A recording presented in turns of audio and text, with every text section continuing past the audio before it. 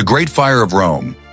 Rome, the eternal city, a place of marble temples, bustling markets, and imperial ambition.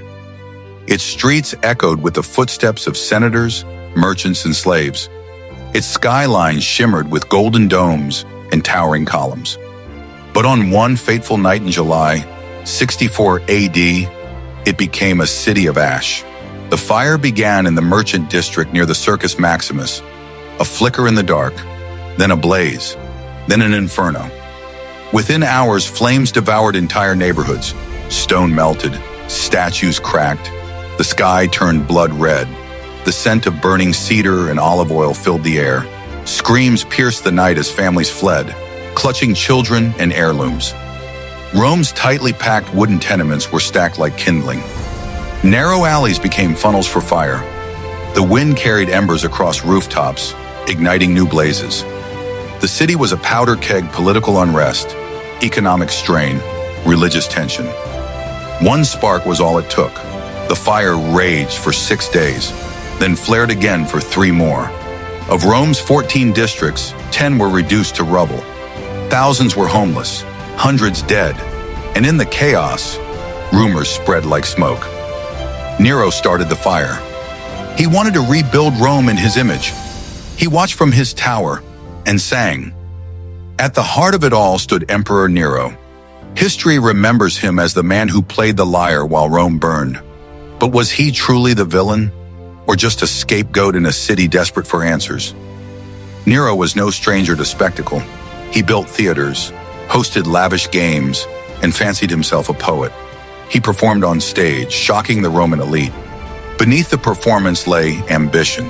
He dreamed of a new Rome, one of grandeur, symmetry, and imperial glory. After the fire, Nero unveiled his vision: a city reborn, wide boulevards, fireproof stone buildings. At its center, his golden house, Domus Aurea, a palace so vast it had its own lake, gardens, and a rotating dining room that mimicked the heavens. Was the fire a tragic accident, or a calculated act of urban renewal? Public outrage grew. Nero needed a scapegoat. He turned to a rising religious sect, the Christians. Strange rituals, refusal to worship Roman gods, easy targets. Hundreds were arrested. Some were crucified. Others burned alive as human torches in Nero's gardens. The message was clear: Rome had suffered and someone had to pay. It was the first state-sponsored persecution of Christians in history, and it would echo for centuries.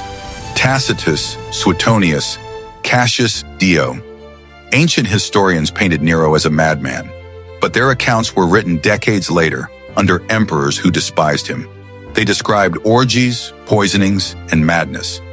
But how much was truth, and how much was political theater? Modern scholars question the narrative. There's no proof Nero started the fire. In fact, some sources say he rushed back to Rome, opened his palace to refugees, and organized relief efforts. He distributed food, lowered grain prices, and funded reconstruction. Counted how many characters is this? So who do we believe? The chroniclers of chaos, or the emperor's own propaganda? He would rule for 4 more years, but whispers of betrayal, extravagance, and cruelty never faded. In 68 AD, abandoned by allies and declared a public enemy, Nero took his own life. His final words: "What an artist dies in me." The Great Fire of Rome was more than a disaster. It was a turning point. A moment when myth and history collided. When one man's ambition reshaped a civilization and left behind a legacy still debated today.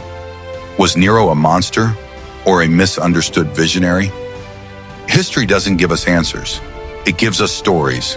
And this was one of fire. But the fire didn't just consume buildings, it consumed certainty. It blurred the line between fact and fiction, between heroism and hubris. Rome rose again, but the scars remained. Beneath the marble and mosaics, the memory of that inferno smoldered. In the centuries that followed, Nero became a symbol. To some, he was the embodiment of tyranny. To others, a cautionary tale of unchecked ambition. His name echoed through literature, theology, and art. Dante placed him in hell. Shakespeare referenced his madness. Historians dissected his motives. And still, the question lingers.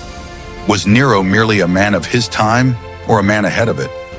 The Domus Aurea, buried beneath later emperors' monuments, became a forgotten relic.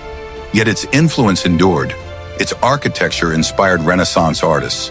Its myth fueled generations of debate. Rome survived, it always does.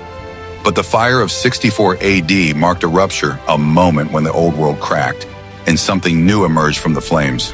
If you love this dive into the past, hit that like button, subscribe for more epic histories.